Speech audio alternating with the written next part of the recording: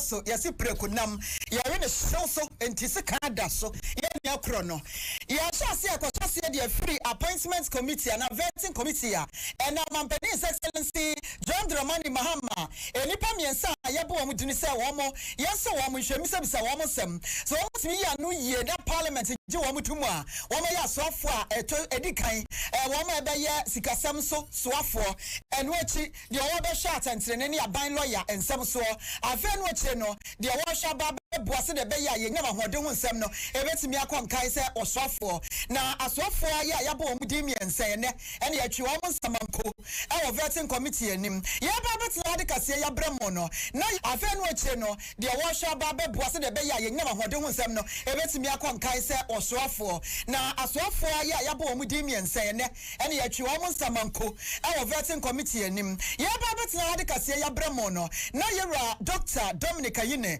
wana na etie dwamu a yebisa ne nsem wono so ana mampani abone DC agine tuma wo meye osoafo me sha tentrene ana afa aban lawyer ensem eho na no ana ebra ekwaso ne ne mienu edi nkan ye ba ye beka ya Dr. Kesila to forcing wono ene di kan betina dwamu ene ebisa ne nsem owie ya pe ana Yera Jinapa, and so by Yabato aso ansana, Dr. Yine, and so by Beto aso. Now, vetting process in a Gusua, ya Ecoso, said the upper Yan is a Fnaban ye dear, but this after in the pass and said, I found no man penny, Bob, and penny for what do you want about ya so for Nidini, and in here, Adiachi, dear Saint Yabet be vetting so Gusua, Ecoso, Comitino, I found woman Juma Asoripa. Now, a man penny's excellency John Dramani Mahama, and not Bobo Womudina, and woman shall see a woman no na said the yesha ni mu nyina ne se ebra parliament e bedo so wo mu nyina e bewie no afa parliament ni nyina betena se no ma je wo matum anasa ya bi wo makwa e mo ma pom ba bi afa eno a ene yesha se process ni nyina akire no e be ko ne sa member of parliament e mrase bedwani oje ho ma ejuma ko enya ne siem se wono ene ye majority leader Ghana e mrase bedwafie Dr. Kesila to forcing ebra akokọ hia mpanimfo na wo mo ebisa bisa ne nsem na ne esa ma wo bisa no dodo no a efa policies ahodo ne campaign promises a mampani JDM yes wo ba no wo ba be ye ebi aye 24-hour economy eno achi de keka ka ho ne kwane a obefa so ma na montu a Ghana ene IMF ye tuo besia bo mampani se wo mo biemia ne ka biemia kade ye ba be kon kwan ya ye rato force betumi afa so se finance minister am yetimi akosa akon no eno achi no niam bebre wo ho a esi Ghana ni so free senior high school homodemo kwa be no mbefa so ato aso se ya wo mo edi to dwa che se E11 no wo so wo mo be yi free ho no kwa no mbefa so di abosa abra no eniam ahodo bebre ena wo bobo so bobo ni nyina so wie ye na committee no atena se a wo mo bisa ensem no de na ye ba betena se ya na ogusu a wo mo edo so no se dem di kaka ye ne Dr. Ayine se yenko ne yenko hwe se de vetting no ekro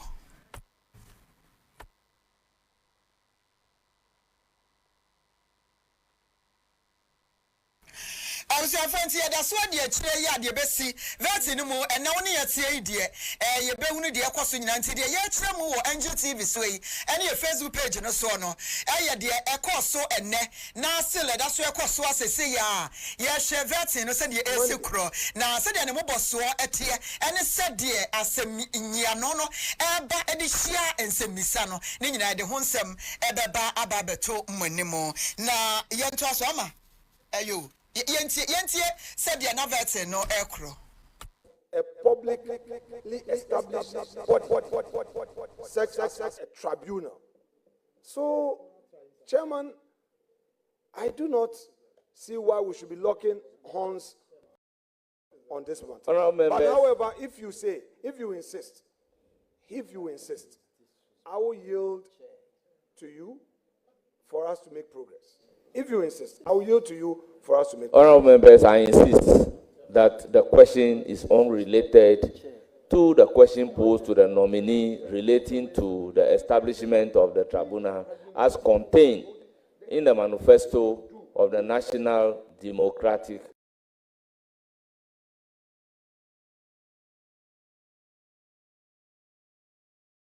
said the process no elkrono said the city ankasa ene ye bobo bi so ema mo na ye kure no ye bobo so kakra ama bremu na de ewo ho no so fa to so na afa ye nkɔ ne san kakra kopem se minim se ye nsɔre de na doctor yi ne de no na bia abawi ye ama ene ye guso agent appointment committee ene brahye bedwafiem na nya sam ketwa wo ho pani behwe Alexander afanya maka ene chenchene tintintinti ena wosim dendenden ene wo hwa toto nema we ne ye friend cross examination court dem no gina ne nanso na put it to you ne sabi ene ya kwakoye e appointment committee nanim na no ena energy minister designate eye John Abdullah Jinapo ene bre okopie mu ho ene ebizanze papa adwuma no wote ase ne edi ba be show nsa ye mpedum so ana preso ana we ye dum sie bia ogana ha bebia ya ba bedunu ya da esumu kakra ya da preso mu kakra ya da dum sie mu kakra se ye pese enam eno ane so saa ye kɔ ne ye kɔ saa na no ena Abdullah Jinapo edi atudwa se wono nani so ade hunu pa se ne ye de saa di brane hye ne se energy minister wo se ade e beboa pa ene se ye di kan wo beti ba asum bedwa ko 7-member committee na saa committee no enye obia se ye kwakofa je newura ena momonira ena ntosura so meda no da bi e wo mu se obia ne nadwuma obia wonimdi atwedi amponyankopon de ama no na saa ba asum bedwa ko no eye wo ma enim de efa nkane ahonsem ye beka se technical expert enu achi ye befa legal expert o ma enim mmra a efa nkane ahonyina ye befa financial expert o ma ye kase fa calculator na type ye see ye kwakoto ahonini a ne ani nyina eka no ye befa na afa yasan afa industry players enu achi kura no timamufu a eda kaneam ede kanea ye adwuma no ne ato yensa afre bi enti saa baasum bedwakuo no enipa weenum ne ye ba befra se momatena se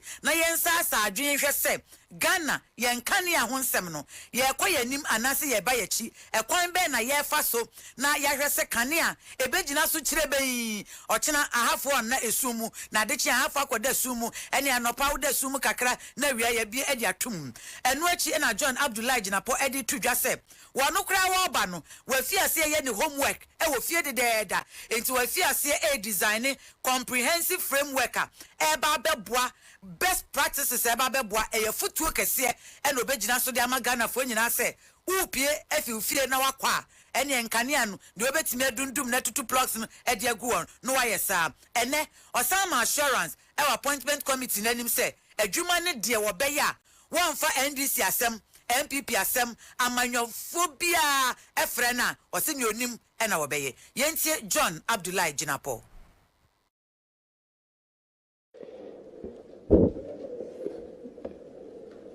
Honorable Jinapo, you on the 18th of September 2024 alluded to the fact that when the matter of ECG was up for discussion, you stated that the decision to have a private sector participation wasn't what was good for ECG. However, you were of the candid and considered opinion that the interference by politicians and the fact that we need to weed off political interference was the way to go. Fast forward on the 17th, on or around the 17th or the 7th of January, you were heard again on radio stating that you think that the only way forward was to have private sector participation, especially in the metering and collection sector of police. Give this committee the breakdown of these 40% losses in terms of A, T, C, and C in the various sectors of that particular aggregate figure. I'll do that. Mr. Chairman, first of all, I'm surprised that this allegation has been leveled against me because I've remained consistent that there should be a private sector participant in the distribution, especially, like you said, billing and collection. When I was Deputy Minister, I led the process. When Honorable Secretary became my supervising minister, he made me lead the process of privatization. I led the team to India, I led the team to Uganda, I led the team to Kenya to learn from best practices. And so I'm surprised. And let me put on record that I've been very consistent that we need private sector participation at the distribution level, except that I disagreed with the format of the PDS. And I maintain that we can do it better. The ATC&C, I think it's about 23% for the technical, and the remaining is the commercial, which sums it up to the 40%. Thank you. John Abdullahi Jinapo, wano enene se appointment committee, ejini tumu dia, nese oswafwa, wano ena eba beshe, ene yenkania ehunsem edi amayim. Na wenti yeko, na yene dankan amwa akwakodi enkomo, na ye bisano, ensemba kumyenubi edi afa veti yihu, ene yenkania ya, yenyae, ya na yedekwa koma nkrankre, enyume kuosa omume sombinu.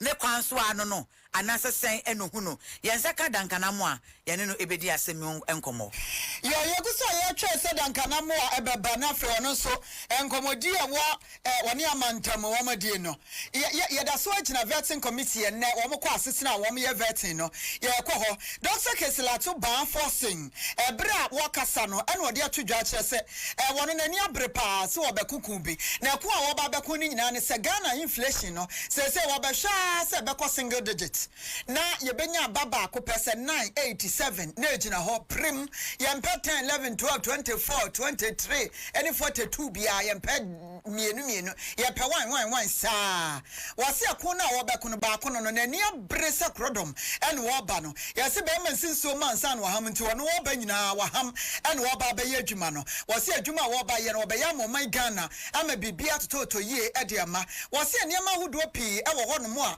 wode agu nkrata so ye proposals a ewo ho na sa proposals ni nyina no ene se bebo ama Ghana yesi kasam na gina ne na so na etumi ahye Ghana fo na ekom no aba fom eno eche ne Ghana botom so kakra ba betom na enkoba se da bia ye de ahwini e botom na afei ye di hia wo hia na ya de ne saa na afei ye hia fo ne ye hye ntade hye pe so na kapre ebi na botom wo se ba ne saa e ha dwene dodo besia bona doso enti na dwuma wo be ye ne se wo be jai saa besia ne bo ama Ghana so enya kakra wode satu no botom e beto bibi so na wose ade ba kwa na ni abrepa wo be ye ho adwuma ene se wo be hweboa ama inflation no abafoma bedru 8% ha wose adu 8 dia na fe na ni so ade hu na bam ama bibia akonkan wose ogidi ye pa se wo mo de hyehyɛ ya ekoyie gu akwam na fe wo jai ne ma totototo se wo ba tan a wo ba te fie na ekom nko na wo fie esika beto fie pe no amaso eyi ntuma no akotwa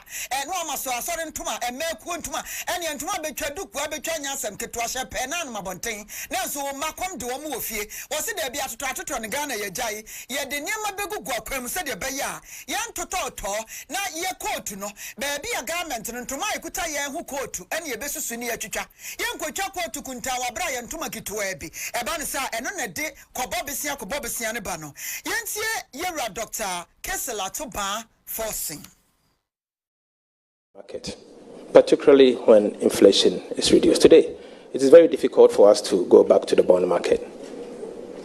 But for us to go back there, domestic bond market, I mean, for us to go back there, there are a few things we need to get it right. Your credit rating and inflation. Inflation today is 23.8, the highest in the last 8 months. And you can see that inflation is inching up. It's inching up by the day. Why has inflation become so stubborn? And I think it's a question we need to ask. And what do we have to do to be able to bring inflation to a target band, A plus or minus 2%? It has to start from the fiscal authorities. And we will start. And we know exactly what we have to do. I need your nod. I need your support. And together, we have a responsibility to do what it takes to fix the economy for the benefit of all of us, particularly the ordinary Ghanaian out there who is struggling. So I'm open, very open, for ideas and to listen to you, not only you, but to the private sector and the entire market, to do whatever you have to do. I'm a very lucky man. I come to this job apart from my personal experience. But I worked under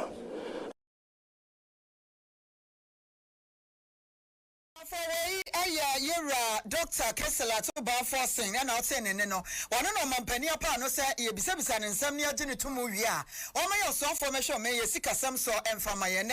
Neverting a course on a motis now or Casa Sagana here yaresa.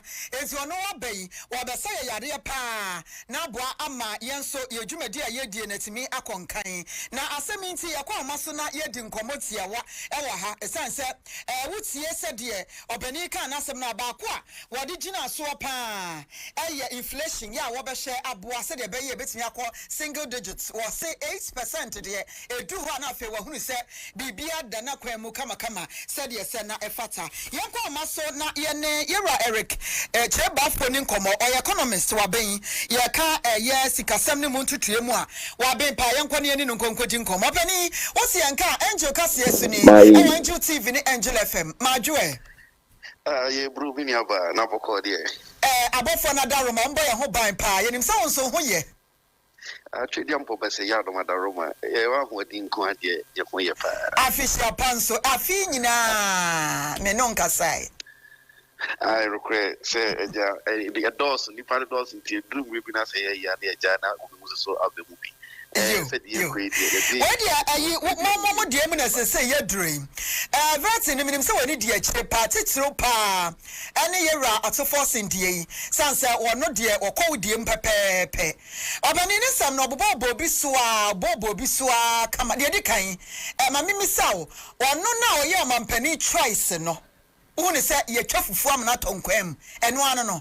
Ana wo won so sie mu no nka obi foforo bi wo ho a ka de bia wei ba bia ga na adu sese no nka ebetimi aye adwuma no a che Dr. Forcing yo ma me fa ko ye na me sia obi bia na me nsa mo obi bia so official pa yo so we sam sa question ya be bia ya na e kan say vetting en ne ba e me hu enipa sabe ni trimu po na ni so ade hu ni mintie e wo nia yeyi na for me yeah me gina will say economist and financial expert I juma stock exchange any abroad from my na me share ato forcing per na in fact no vetting no same crime emwa na be hard ni pa bia o kan ya many je kakra e wo ho ye se obi bi na ato dia to e de ama obi a ono so ni bia obetimi e de aboa eno ne ade a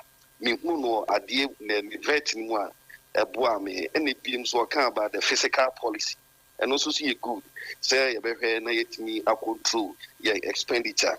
But looking at his explanation on the unemployment, the 24-hour economy, the inflation, taxes, in fact, adding. Oja be dey man no. Minister. Me pa to me about say. Na me bisa said they woke a bad day, walk a bad day prensa. Na say bad day man asem no no aka no. E bad day man say e betimi ayesa. E beye de papa amane say e betimi ayesa. Many about my main free inflation. Inflation ye ade a edi o man yinya yi papa and no one of the major pillars say who develop where your economy and also GDP here who inflation say what the babo e ho man na wo hwe ne na yi o de buyer who said that any clear cut policy bia o de buyer or be put inflation down and no one and the being we share no employment situation.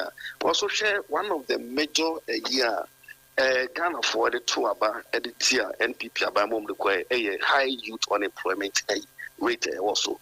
Now per year or the buy ne attributes and ne vetting sim nama yi opuse busaya uyi ya no just say bibia no ma eba abesimu kina say sebe yebe kriti enyuma e wo man Ghana bu anase YouTube susu ebetimi enya adwuma ye timi nuaba as a finance minister this time Obani yansha yabo inflation say because Ghana a headache or maybe ample inflation and ma or man for ne bre. Say inflation was sura and yama boko soro. There be the ordinary Ghanaian Becca say we are see a day and yama moya dini. A soon Ghana for soon yama ya toa body tia MPP are buying. And yet inflation was surrentim near my board dini. Sike kuta nankasa swahe. But ubedru jomuno de bia ya tuniam de bia near boy dini. Enti a honmoka crebine dear ubos na yamide. Na yansha inflation said the abakwasem see. 20 to 19 and san yaba to 20 abano. Now your inflation now age na 8.4%.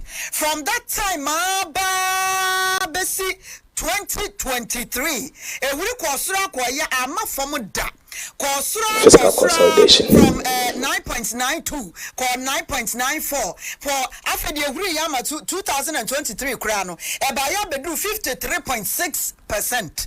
After 2004 year muno bar from chesa wusha 2024 no is it 2024 about 25.8%. That just say one muno bar from shim prekope she said ya baby agina say ya no yanka ne se entoto ya no akọ MPP abreso etumi aboama entihye nti eba from dada. Ena NDC ba beto aso na ban ba beto aso nti ono ahwe petatakra ma hunu se da bi adne ba bi agina ne totoye ba bi adu no ebetimi aba form further aka ho bi enti no ebetimi abam eya saaso na osusu se agina ana se de wo kasa be ye dene no ebi ebetimi akosoro kura akọ achen se de agina se yo mini aba me da CP inflation idea boama inflation etimi eba from palo homegrown policy say ode nyoma bigu akwemu said ye be ya onyoma wo ye no efie no wo be dish eso aba example wo he bibi say industry manufacturing and onyoma kofwa pe na ya na vetting somewhere wo kikana you could clearly see say there isn't any intervention here provide the ama manufacturing and as an industry in this country. Or share the latter part of parliament. Then NPP at the equal parliament says some exemption here among farmer industries in this country. Said the Bayer tax relief. Said the Bayer to me procure raw materials. Now expanding industry. You acquire back and forth and no end to me so.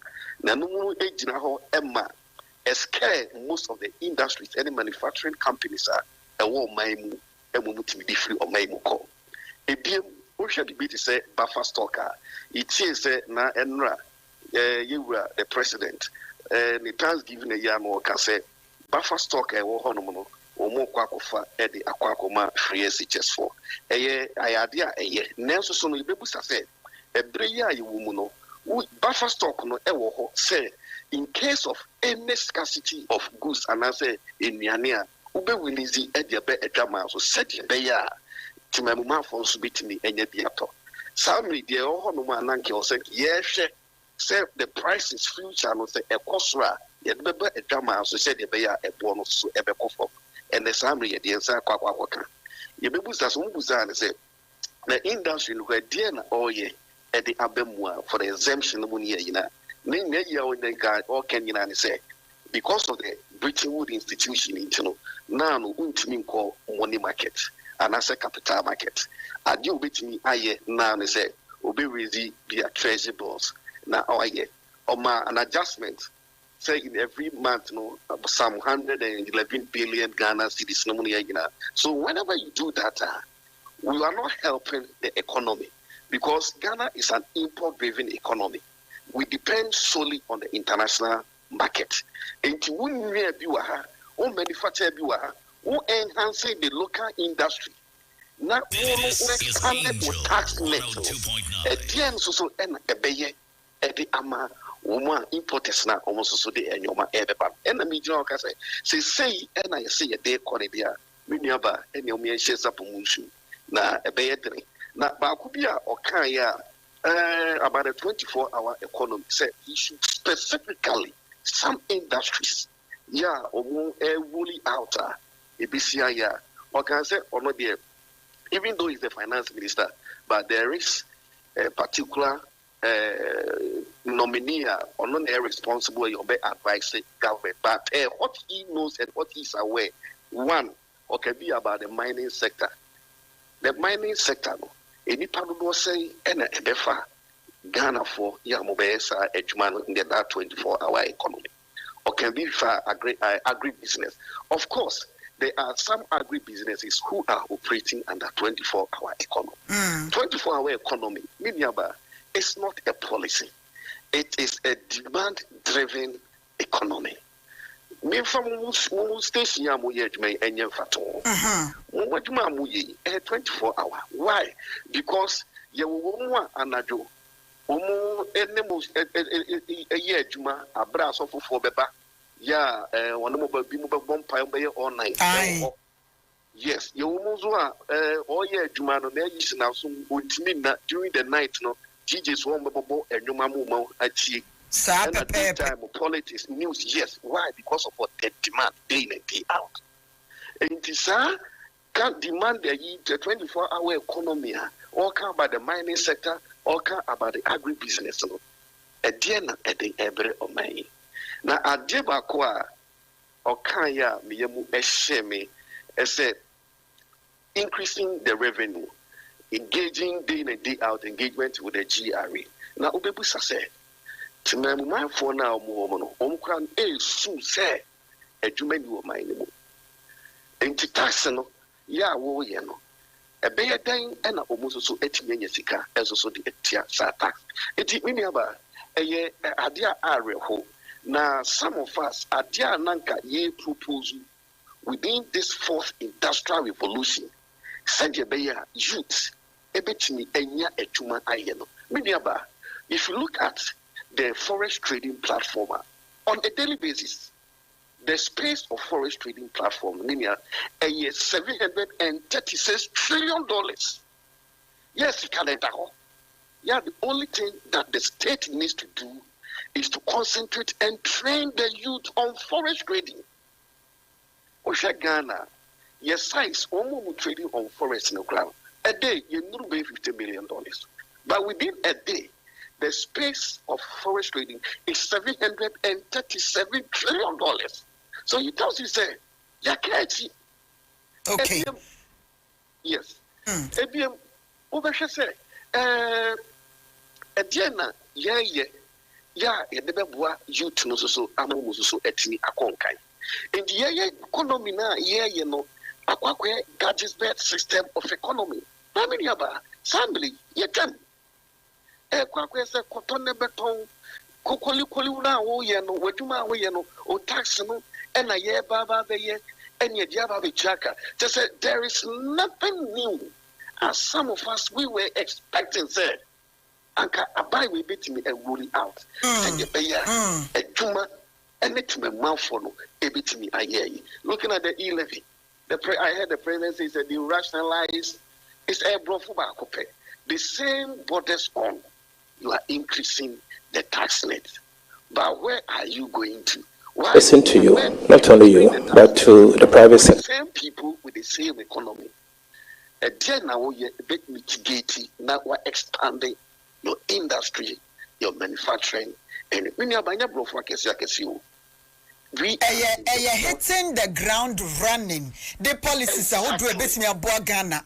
And the but Ira, what you said you all answer the questions, no, especially questions are not a far policies, campaign messages, not a womb, a far 24-hour economy, and what she and Shaya who do what dear go framework at Dawa, what they Baba Bua Ama free senior high school was so all be review now on my hands and I'm better no kwanya won be so free school feeding e won so some kra no am minority leader ebisa no ho asem most of the questions no ne policies dey hye ne bebre wo hono mo according to Dr. Atoforcing on sheda enhu said ho hye ne be ko jese Odru ministry once Odru wa afa obe ascertain how the situation is and sana and shishaye was say omdi go akwam omdi agum including policies and answer during campaign time no party no mampani John Dramani Mahama can say whatever most of them who sika kra no na say ye drew ha on review committee beba na fe ye hu kwan ye de befa. You see basically no how it is going to be run any the sika be involved no when Timiama appointment committee ne no utie any questions or answer ye ne de wan de wan answer ne de bisa no nyina wo hye ne dimina wo hye said de okasa ye na dwuma wa ye pay ne pedigree said de wote a adwuma no in general obetimi aye I don't know. I want to say ne pedigree wetimi aye the ranking member for Parliamentary Select Committee in charge of finance. Wabe former deputy finance minister. Was also a minority leader of parliament who still be an asset. We know about their miniaba Ghana Yanshe Yasapumunsu. You see, pay no more the buy inano.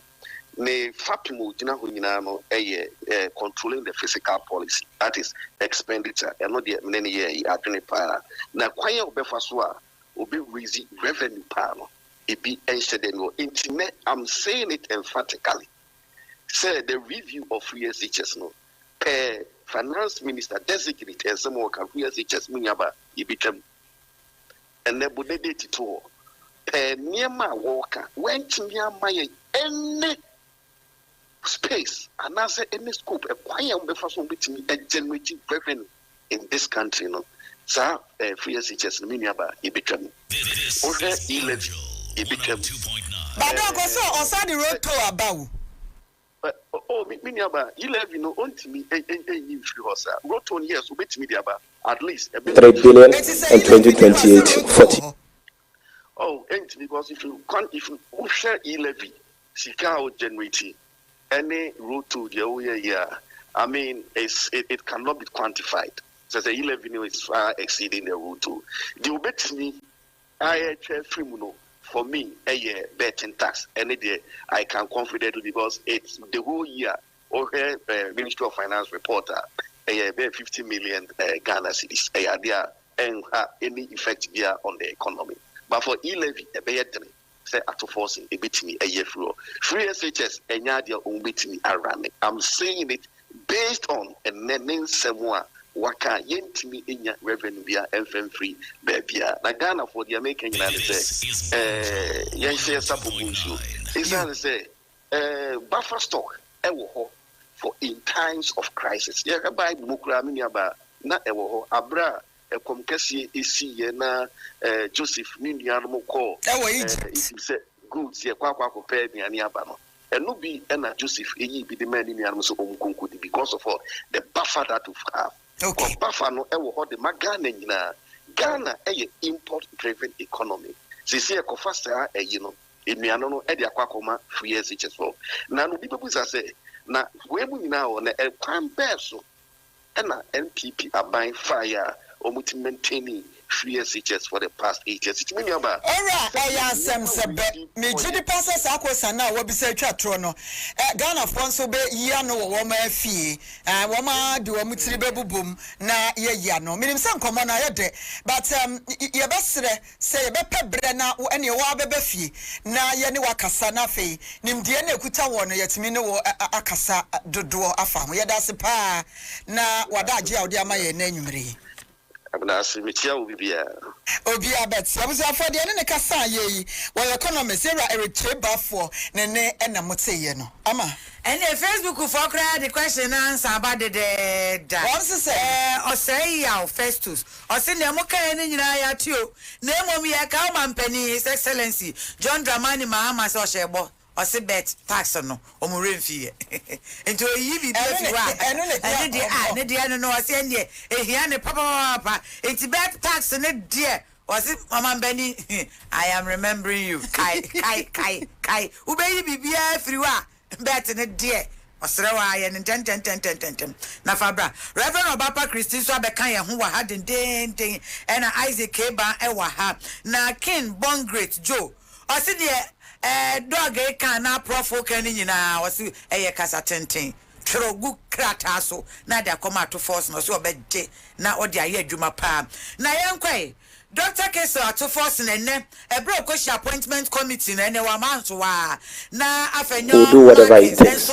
Enye osi wo medre osi ate unimate enye an obika osi ente enye odisi wa no wawuro nene afuni pa ewo ho na no ne yebisa ne se pape waka ese etuo ni bi wo ho a moba mo be yiye fi ho na bra yi kura se o ka wo Facebook se ne wo ba betting tax no na ene tent ma wo yiye fi ho sika no mo kwa kofa foforo e de afiri hifa na aba enyuma be na mo ba behwe ese mo be biebie e de aboa amemmaburu enya biaye eno na owura Dr. Kessel Atoforsen e de atudwa se enimanim ya say ye confirm ne gini tumo pe ekrei wate asikwan so wo ba bebo adwuma wade de magana fom na adwuma wo ba bebo no o se otifie kra no afiase eye ni homework we fiase hye niema we fiase keka niema etoeto ano a se de ye de position ne ma no na ye bo ni din na enoko asondem ko se twedi amponyankopon ese ni okosu ku ko sua ye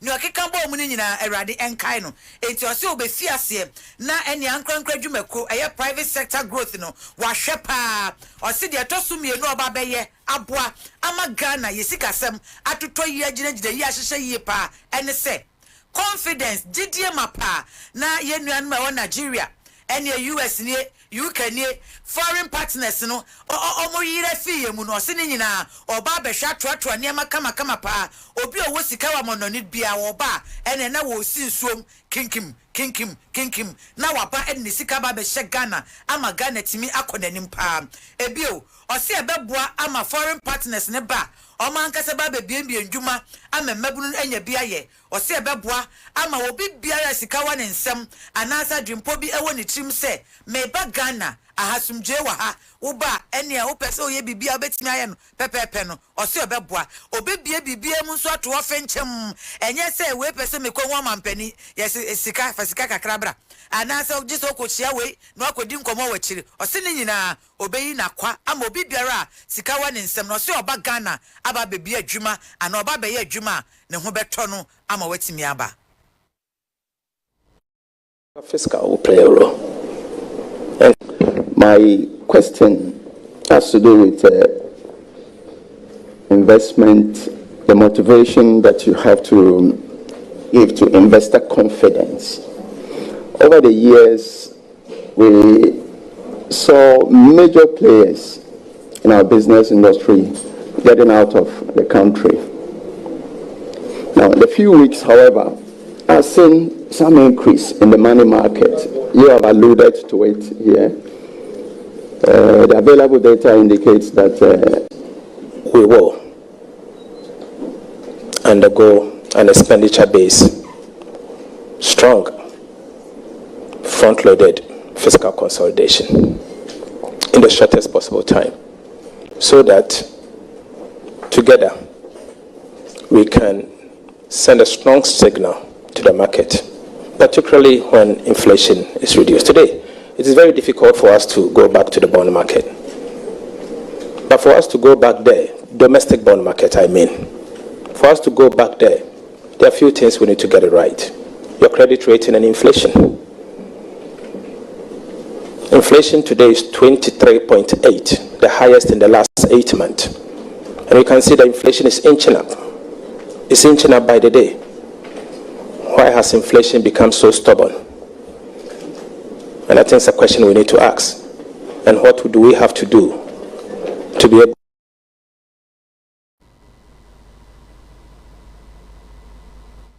Papa paper brai na Ghana kaya dia ye ba betua infie be enum anansia eda ye nim de enya sem ketwa kora enya sem ketwa na Dr. Kessel Atoforsen say e wo mu se finance ministry on konkotena ho wonu ye ne mpabu ani kan wo ho ena natade ani kan wo ho ni mu na nkasa nso de etifie bona ya boni din ese ye mtoto na no ne ye gini tuma wakwakotena ho ayadwuma ne obeka nyina ne se Ghana's public debt Ghana nyina ye se ye deka ekatwitwiri die pa ena yede na saa ka yede no enya sem ketwa wose yede mfie be enan enum ena eba betua na eno ose oda wonna wadwe ho saa na yire kura timi body pitri no enya ne no abisan se odo na aden wose Ghana ka da yanima ye ba betua enye kaketwa eno se muntie 2025 eye mfimpim mienu ne aduonu num ya ye wom ya eka efi January ekosi December esese yetua ene esi yebebu ni toto u kotodoku na ukwa adoku ra meto 5 cedi minimum metua 2 cedis na ka 3 cedis mene de aka ne kwa koma aban no de akwa kwotua ye kan 2025 eka esese yetua eye 12.6 billion Ghana cedis 12.6 billion Ghana cedis Osia no nanchen yetua no nko 2025 year 2026 na yenkonko remu no enu si yebetua 15.7 billion 15.7 billion no we eye bi enye m eye billion enu pepepepepepe uha bebre 15.7 billion enu ye 2026 enu echi 2027 yebetua 53 billion eni yebetua yentu anwie yo na yakeka kɔ enti wo ba ene onananum nyina sa kawe omba betua bi eno achi 2028 yebetua 48 billion ena yebetua na no to aso no se no kre ni nyame anim adwuma na yede ama no eden nanso ne atie bi obeye na ekaya ya chechire di atwe ose obepe nyansa kwan bi na wasane ne nkakran na emom obebie mu so ato ama Ghana ni bia ehunu sene tie ne yefe ne transparency no wose obebiem ato pa ama obi ehu bi sede tie ne sede se fata Ghana ka no ne tie bia yebetua public debt. And I'll base it on the mid-year review, 2024 mid-year policy review. Paragraph 51 stated that the public debt of Ghana is 742 billion cedis as of today. I want to ask you, how do you plan to manage this huge debt? Thank you. Mr. Chairman, thank you very much. Mr. Chairman, where a vetting committee no enim vetting committee nenim and all this answer me etuja. Yanka was sent me with your friend 102.9 FM Angel TV so live and I will share ye. Now Facebook page no eda so boy juma enti uso kiana do adwenche to hone ye kenkan e de ma na afa ye kwayenim bibia toto na kwan mu kama kabima mi kabri eno no ye da so agina vetting committee no wa maboboa no ye se afene aba na yedie enti de abese awie mu nti hwa na yegina ye se ete empoano di anwani mu na yete ye de ye ho nyina ene atofo senso na yegina sato and then the veteran no che papa hey you minority leader nkwa de nkwa ni bed just when I so dream I feel say Mr. Chairman enukwa agboza governor say Mr. Chairman this parliament one of the shortest vetting we've had was with honorable H.M. Sabunsu. Nice one, no, minority leader. The longest year one day. And the one. And the longest year, the way by my. As a can see, I was so bored. And you check the record. The shortest was Honorable Aben Bagding. Oh, okay. And yes, we Plato Hana was Plato. Entino mayenye ya juma edu baby na say na ni abedi be no kwa de na kebi atopem I tell you aso be so popo yeah nkwa wa me mama warning say munni ma obi enti mi sisi obi ado baga wa ya obi aya boss and na ya juma no no what no opposition adwuma no saa na ye no uboja wa moja government ne be relax what you say government of adwuma pa no na ne opposition is strong okay enti wono so bono o yes wo koto no bone yem wo so agina ho enti da bia be se wo ye adwuma untimi na what you say so gina ona so sa na adwuma ye edu baby chairman say is that all when fi no kra o Mr. Chairman no go so agree no beautiful it was beautiful I told sorry was say Mr. Chairman, but I'm very disappointed because I didn't know you were going. And now for me, and I know what's a man with that's what you know. I know what change. Yes, you have a check. I want to talk a crap. Now, not some back. What did you Jaira to force a doctor? And watch us a free senior high school no abanya na dwesu wo twam obi abekasa abai ba obetwam ni ade anya no kre wontwam na mama won hihye ye ba ko mienu miensa bi a ode beto so wo se Ghana for wo kaye nyina se free senior high school na ba ya na omampani da His Excellency na nadodan kwaku fado ade ye adwuma na mra bia mata ho na ani mram na ye ntro policy bia mata ho a eche se dimu a obi aba wontimi fa nsa nka da bi bibia sa ni ho ntesi woma no wom na ebe hwa tenetene na ye nhyehyeye wo ho nom de ahyemram ene aka ho obi aba obedi so enya say de akoye no obi aba otimi sesa no obi aba otimi ye de ono ape enti say wom betena se no ma hwe no ma ye ne yie eche se de atie sese ye na se ye de atie na nye enti wa kyerem ade enkyeremu awom fa free senior high school ho ama yentie Dr. Atoforcing. Currently, we have some social intervention programs rolling. 1, free SHS. Minority leader has a history. We plan to enter this chamber together. Unfortunately, in his first attempt, he couldn't make it, and I made it. Mr. Chairman, he lost that primaries, and I won. And today, I'm 1 term older than him. The chairman, I'm his senior. He's older than me just 4 months, same year. We are 2 constituencies apart. We used to do private sector business, even work. And so, to add to colleagues, we may have relationships, but it should not stop you from doing your work. You should work for God and country. And you have to do it with the best of intention to help our country grow. We did just that. We've had a moment. We fought. We united ourselves. I want to say this. My party's position on free senior high school has been well articulated by His Excellency the President.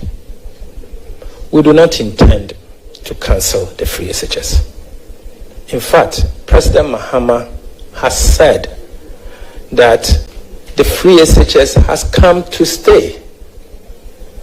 I don't think you need any further assurance. The President of the Republic of Ghana has made this statement. Who am I?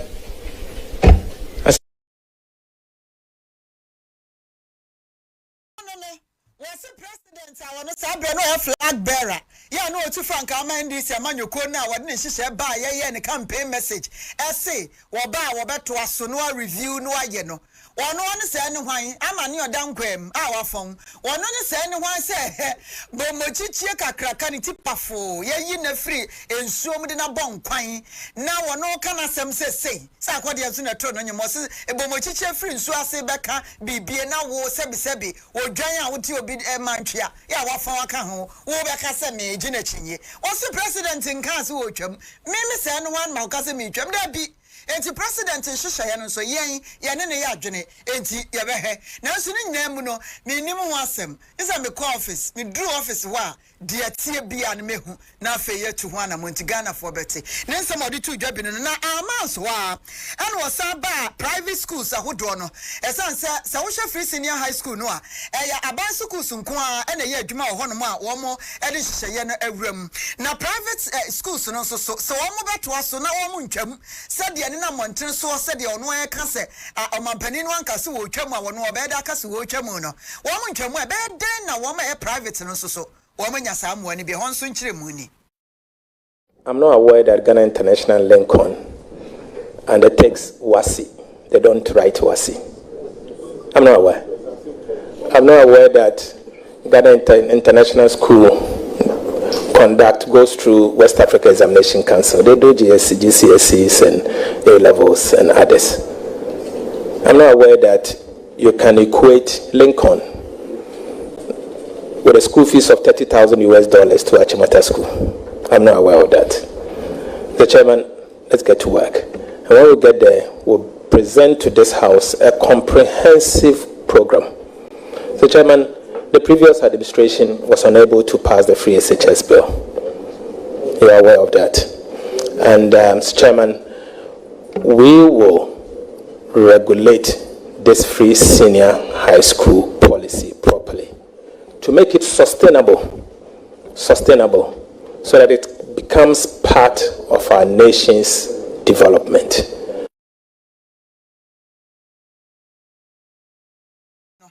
Na enwoche no ana ye bisa no se na afa university first year for no aban no ba wo hye bo se obama mo first year free tuition chese obeko school kwa untie school fees afe ansa na efie mienu no afe wa hyase se utua no e won so hye ya so etesen na yentie de okafa ho nso. The extra costs to be incurred under free SHS to cover private schools. So these are two main expenditure lines to look out for. So let me start with the first one. With the free university tuition for first years, I understand the university students are starting their semester 1. Now, are you going to implement it now? The free first year tuition for university students. Are you going to implement it this academic year, which I just began, and would you factor it in your budget, which you are going to present? Thank you. Mr. Chairman, well, proceed with the answer. Mr. Chairman, first, I'm not yet the Minister of Finance. Second, Mr. Chairman, I have to be at the ministry to assess the situation and introduce government policies accordingly. My responsibility as Minister of Finance will include mobilizing domestic revenue to fund government projects or government flagships. I will do that not alone, but working with Cabinet. I'm mindful of our manifesto promises, and I should be the one to be able to recommend same to government if we can afford it.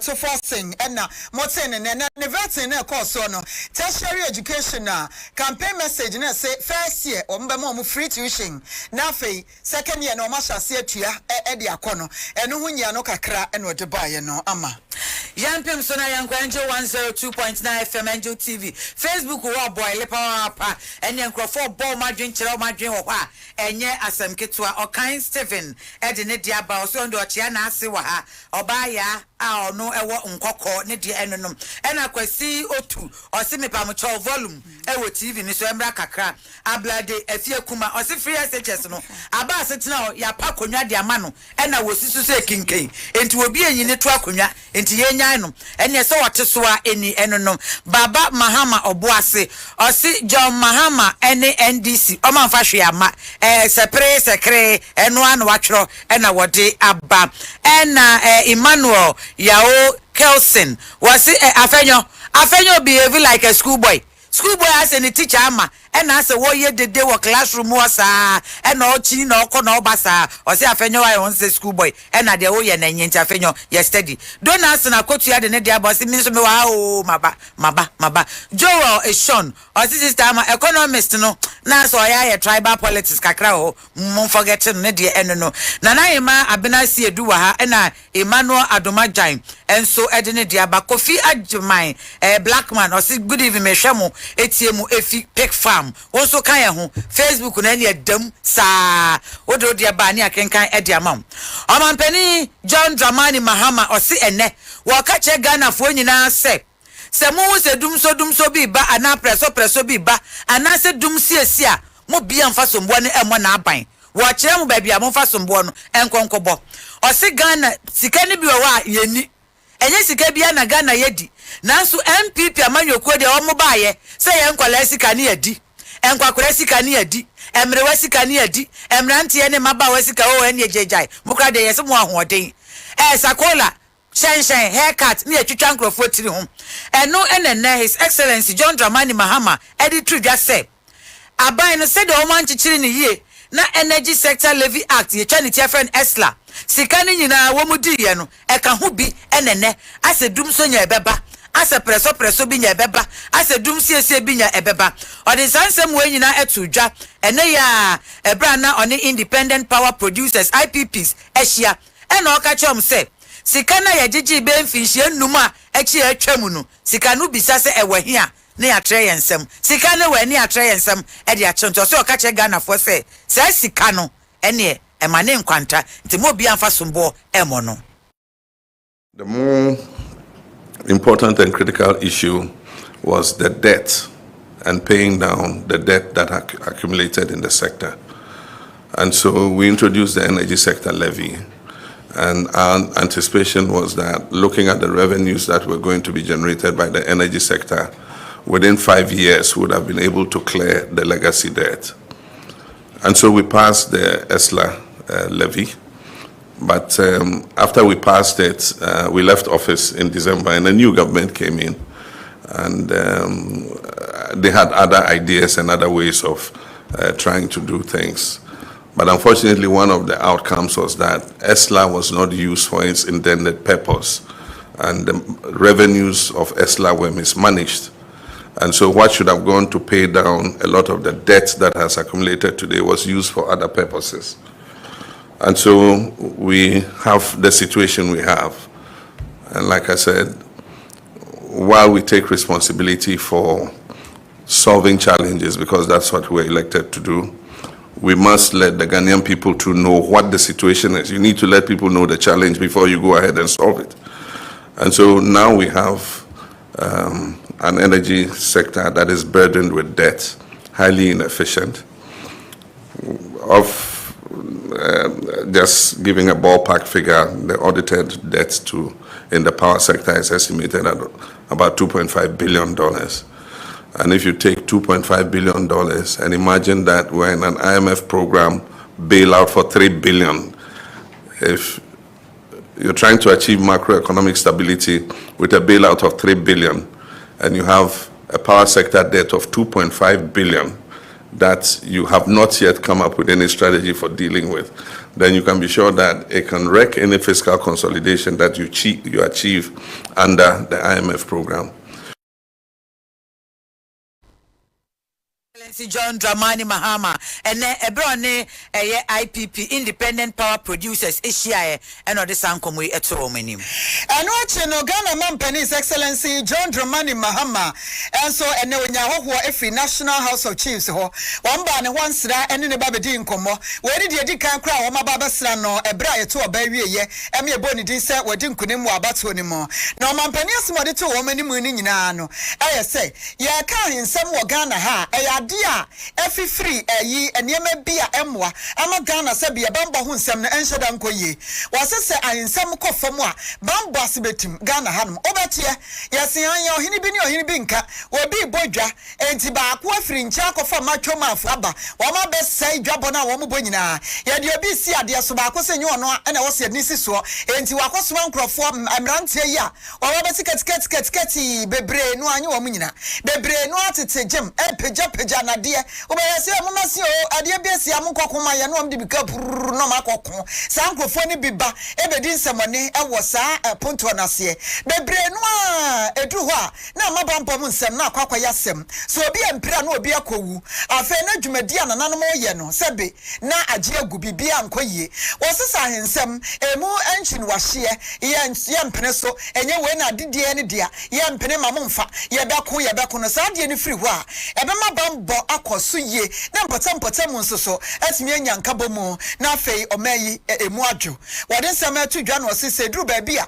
na sekitiri koso ahensem mu saa no a aya na emagana nso hwenhwe ye ba so obehwe omayi mu a ahadwo pa na so betie ese ba bi nyupe na ya hensem ba bi ntoko ho pe na ya hensem enti nananom ti ka wo masem na di ye ba ebeboa ama ye bombom nsem na timi akonkan omampani His Excellency John Dramani Mahama se mentime wase ba wa hemfo mienu ntamu a ema yi bambo ayi aka ne sen asomdwe ye akuto oman no ekofom ejesa edwane enti ewo se wo nyina aka wo ho bomu na asomdwe ehia asomdwe na boama mpuntu a nyina ye hwehwe no etimi koso ye enti omampani. In all the security briefings I've got after December 7th, the issue of chieftaincy disputes has become a major issue. Anytime a chief passes away and a new chief has to be selected, invariably 2 rival chiefs or 3 rival chiefs suddenly appear. In the 1992 Constitution, it was decided from the unpleasant experiences of the past where government used to interfere in chieftaincy matters to leave the issue of chieftaincy completely to the chiefs themselves. That is the National House of Chiefs and the regional houses of chiefs. But then I do think that there are issues that come up, especially with the selection of new chiefs that create security crisis. And so when law and order breaks down, government is called in to protect the peace. And so I think that we must work with you to see how we can prevent this from happening. I remember that at a point it was decided that there should be a codification of the lines of succession. I don't know how far that project has gone, but it looks like the issue of disputes is becoming even worse by the day than it was before this codification took place. And so that's an issue that I think we should look at. For a National House of Chiefs, yeah, one more my gun, Munsra, Womkosra, His Excellency JDM, and one Womkasa, Sassi, the Bay, some Jeba Yajuma. Wamanansu, was such a move, be a moon, actually more a bra, wobble, and to a oya campaign. No call, I am for who drawn, I am fear, a quiet Womoko Casa, Yeno, was I am for Nibebre, Womo Church, and Yama who draw Mkoye, and watch the Supreme Court ruling, yeah, a bar, yes, sir, a bar, my bra, I am for. Sir, my woman entimi emfra woman crofo bi emegina woman nim e wo ma hemfie emfa nchurch nsem musa bi obi edi bone na wo kwa akofra wo samon no se bra ba hemfie bra ba yi wo ya no bra na Supreme Court si wo bra wo mo nya sa adwuma wo se ni nyina wo mo ka e de kire no na na montu ono so best otu e de fa ho no ye ntie.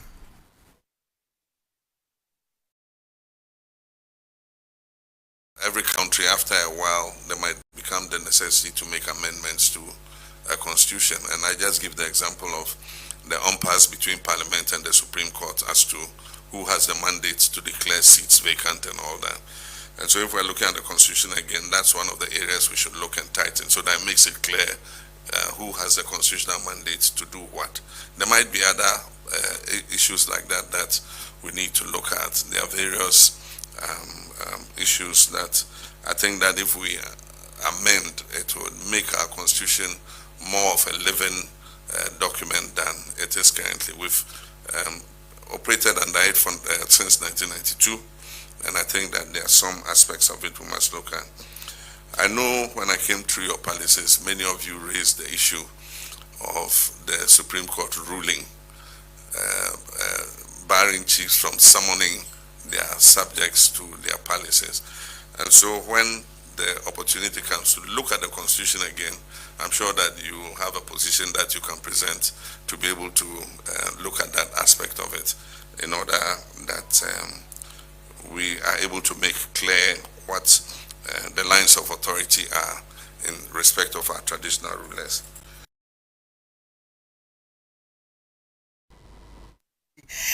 John Dramani Mahama ne na say ye na busia fo ye ba ye twa ye ho hyiawa aba ye ba ensam ne de aka kire ye de beso so